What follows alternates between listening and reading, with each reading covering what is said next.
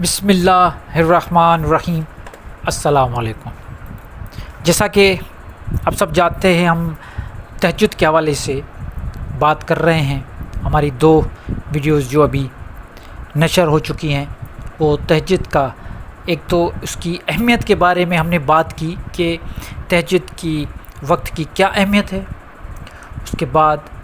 تہجد کا وقت کب سے کب تک ہے، مطلب ایک ٹائمنگ، جیسے مجھ سے پوچھا گیا تھا کہ اس کی ٹائمنگ کیا ہوتی ہے۔ تو یہ 2 ویڈیو ہم نے بنائے ہیں، اور آج کا یہ جو ویڈیو ہے یہ ہے کہ تہجد کی نماز کے بارے میں بھی پوچھا جاتا ہے، اس کے مسائل کے بارے میں کہ ہم کس طریقے سے نماز پڑھیں، کتنی رکعت ہوتی ہیں۔ تو دیکھیے، جیسے میں نے پہلے بھی عرض کیا تھا کہ 2 قسم کے علماء میں اختلاف ہیں۔ جیسے میں نے پہلے عرض کیا کہ 2 طرح کے بتایا جاتے ہیں نماز۔ ایک تو یہ کہتے ہیں کہ اگر تہجد کا جو ٹائم ہے وہ تو عشاء کے بعد شروع ہو جاتا ہے اور یہ آخر تک چلتا ہے، فجر سے پہلے تک، یہ تو سب کہتے ہیں۔ لیکن کچھ مکتبہ فکر والے کہتے ہیں کہ سونا ضرور ہے، کیونکہ تہجد کا مطلب یہ ہے کہ نیند سے اٹھنا، کہ آپ جب عشاء کی نماز کے بعد آپ کو چاہے 10 منٹ کے لیے بھی آنکھ لگ جائے، نیند آ جائے، سونا کا مطلب نیند آ جائے، اس کے بعد آپ جب اٹھتے ہیں، آپ جب جتنے بھی نفل پڑھتے ہیں، چاہے 2 4 6 جتنے آپ پڑھ سکیں، وہ ساری تہجد کی نماز کہلائے گی۔ اور آپ کے پاس ٹائم ہوگا کہاں تک، آپ بھلی نیند سے 1 بجے اٹھیں، 2 بجے اٹھیں، جس ٹائم بھی 3 4، اب جس ٹائم بھی اٹھتے ہیں فجر سے پہلے اگر آپ 2 رکعت یا 4 رکعت بھی نفل پڑھ لیتے ہیں تو وہ تہجد کہلائے گا۔ لیکن یہاں پہ کچھ علماء یہ کہتے ہیں کہ اگر آپ نیند آئے یا نہ آئے، آپ اس کو اگر عشاء کی نماز کے بعد اگر آپ جو بھی پڑھیں گے وہ تہجد کی نماز کہلائے گی۔ عشاء کی نماز کے بعد آپ جو بھی نوافل پڑھیں گے وہ تہجد کی نماز کہلائے گی۔ حالانکہ جو یہ کہتے ہیں کہ آپ کو نیند آنا ضروری ہے، وہ کہتے ہیں کہ اگر نیند نہ آئی آپ کو اور آپ نے عشاء کی نماز کے بعد جو بھی پڑھا، نمازیں پڑھی، وہ صلاۃ اللیل ہوگا، وہ تہجد نہیں ہوگا۔ اب صلاۃ اللیل اور تہجد میں فرق سمجھیں۔ کہتے ہیں کہ تہجد اس کو کہا جاتا ہے کہ اگر آپ کو نیند آئی، نیند کے بعد آپ نے جتنے بھی نوافل پڑھے ہیں، نفل عبادت کی، آپ نے جتنے بھی رکعت پڑھے، وہ سارے نیند کے بعد وہ سارے تہجد ہیں۔ اگر نیند نہ آئی تو وہ آپ کے صلاۃ اللیل ہے، اس کی بھی بہت بڑی فضیلت ہے۔ لیکن کچھ ایسے کہتے ہیں کہ اس کے بعد نیند کریں نہ کریں، یہ جو ٹائم عشاء کی نماز کے بعد اسٹارٹ ہو چکا اور اس کے بعد جا کے صبح فجر تک یہ ٹائم چل رہا ہے، اس پہ آپ اپنی نفل عبادت کریں، جتنی رکعت پڑھ سکتے ہیں پڑھیں۔ اچھا، نماز تہجد کی نماز میں کوئی مقرر رکعت نہیں، آپ 2 نفل بھی پڑھ سکتے ہیں، آپ 10 نفل بھی پڑھ سکتے ہیں۔ اس میں کوئی ایسا لکھا ہوا کہیں پہ بھی نہیں آیا کہ آپ کو اس میں 2 یا 4 یا 6 نفل پڑھنے۔ آپ جتنے بھی نفل پڑھیں گے، آپ کو جتنی آپ کو اللہ تعالیٰ نے طاقت دی ہے، آپ اتنی رکعت پڑھیں، اس میں کوئی مسئلہ نہیں ہے۔ صلاۃ اللیل بھی یہی ہے، تہجد بھی یہی ہے۔ اب یہ مختلف جو مکاتب فکر کے لوگ ہیں وہ اپنے حساب سے بتاتے ہیں، لیکن ہم جو سمجھتے ہیں، میں جو سمجھتا ہوں وہ آپ کے سامنے رکھ رہا ہوں، وہ یہ ہے کہ جیسے جو خاص وقت ہوتا ہے تہجد کا، اس وقت میں جو 2:30 بجے سے لے کے 4 بجے تک کا جو ٹائم ہے، جس میں ہیومن ایکٹیویٹی بہت کم ہوتی ہے، جس میں آسمان بالکل صاف ہوتا ہے، گرد و غبار نہیں ہوتا، ایئر پالوشن نہیں ہوتی،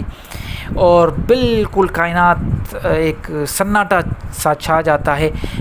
جنگلی جانور بھی اپنی اپنی غاروں میں چلے جاتے ہیں، پرندے اپنے گھونسلوں میں چلے جاتے ہیں، انسان اپنے گھروں میں آرام کر رہے ہوتے ہیں۔ یہ جو 2:30 بجے سے لے کے ٹائم چلتا ہے اور یہ مسلسل چلتا ہے 4:30 بجے تک، یہ جو ٹائم ہے، اس ٹائم پہ آپ کوئی بھی عبادت کریں، اللہ کا ذکر کر رہے ہیں، نماز پڑھ رہے ہیں، کسی بھی چلا کاٹ رہے ہیں، کوئی بھی آپ عبادت کریں گے تو اس کا جو ایک اثر ہوگا روحانی طور پہ آپ کو محسوس ہوگا، آپ اتنے روحانی طور پہ اسٹرانگ ہو جائیں گے، آپ کو خود یہ ایک طاقت سی محسوس ہوگی، آپ کو فیل ہوگا کہ آپ میں کوئی چینجنگ آ رہی ہے، کیونکہ یہ ٹائم ہی ایسا ہے کہ اس ٹائم پہ آپ کو جو انرجی ملے گی، جو پازیٹیوٹی ملے گی، باعث جو آپ پڑھیں گے، جیسے کہتے ہیں کہ آپ جو بھی ورد کرتے ہیں، جو بھی تسبیح کرتے ہیں، جو بھی ذکر کرتے ہیں،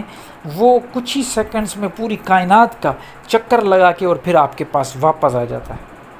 وہ جو فریکوینسی جو آپ دے رہے ہو کائنات کو، وہ جو فریکوینسی پوری کائنات سے گھوم کے پھر آپ سے وائبریٹ کر رہی ہے، آپ سے آ کے ملاقات کر رہی ہے، تو وہ جو آئے گا، جو جسے ہم کہتے ہیں کہ پلٹ کے جو چیز آئے گی، وہ بہت پازیٹیو ہوگی اور اس کی انرجی اتنی پاورفل ہوگی کہ آپ انلائٹن ہو جائیں گے۔ آپ کو اندر سے ہی کوئی ایسی روشنی آ جائے گی، آپ کے اندر نور آ جائے گا، آپ کی جو نالج ہے اس میں بھی اضافہ ہوگا، آپ کی طبیعت میں بھی چینجنگ آ جائے گی، کیونکہ یہ جو بھی مشاہدے ہمارے بزرگان دین اور صوفیاء اکرام نے جو بھی مشاہدے کیے ہیں، وہ رات کے پہر میں کیا ہے، اور اللہ تعالیٰ رات کے جو عبادت ہے اس پہ بھی بہت بتایا گیا ہے کہ اس کی بڑی فضیلت ہیں، ہمیں حدیثیں بھی بتائی گئی ہیں کہ رات کی عبادت کی بہت زیادہ فضیلت ہے، اور اللہ کو یہ بڑا پسند ہے کہ اس کا بندہ نیند سے اٹھ کے رات کی تاریخ میں اس سے کنیکٹ ہونا چاہتا ہے، وہ اللہ کا قرب حاصل کرنا چاہتا ہے، اللہ کے قریب ہونا چاہتا ہے، اور اللہ بھی ان کو اپنے قریب رکھتا ہے جو اپنی نیند سے اٹھ کے اور اللہ سے اور کائنات سے اپنی فریکوینسی میچ کرنا چاہتے ہیں، اور وہ وہاں سے کائنات سے جو پازیٹیو انرجی ہے وہ اپنے اندر ایبزارب کرنا چاہتے ہیں، اللہ ان سے راضی ہو جاتا ہے۔ تو یہ ٹائم یہی ہے، اس میں آپ کو جو نماز پڑھنی ہے یا کوئی رکعت ہے، اس کو کوئی فکس نہیں ہے، کسی بھی قسم کی عبادت ہے آپ یہ رات کو کر سکتے ہیں۔ آپ رات کو قرآن پڑھیں، رات کو قرآن کو سمجھنے کی کوشش کریں، چھوٹی چھوٹی صورتیں اٹھائیں، کوئی آیات اٹھائیں، ان کو پڑھیں رات کو، تاکہ آپ کو علم حاصل ہو، کیونکہ رات کے ٹائم پہ خود بخود چیزیں بڑی جلدی واضح ہو جاتی ہے، تو آپ کو مزہ بھی آئے گا پڑھنے میں، اور آپ سیکھیں گے بھی۔ ذکر اذکار بھی رات کو یہی ٹائم کریں۔ اگر آپ اس میں نماز پڑھنا چاہتے ہیں تو یہ نماز جو ہے وہ بھی کوئی فکسڈ نہیں ہے، جیسے میں نے پہلے بتایا، آپ بالکل آرام سے نماز بھی پڑھ سکتے ہیں، ذکر بھی کر سکتے ہیں۔ امید کرتا ہوں آپ کو یہ محسوس ہو گیا، جو آپ کو ایک کنفیوژن تھی کہ کتنی رکعت ہونی چاہیے یا ہم ٹائمنگ کون سا ہونا چاہیے، تو میں نے کوشش یہی کی ہے کہ یہ دونوں 2-3 جو سوالات ہیں ان سب کو اسی ویڈیو میں کور کروں تاکہ بات بالکل واضح ہو جائے۔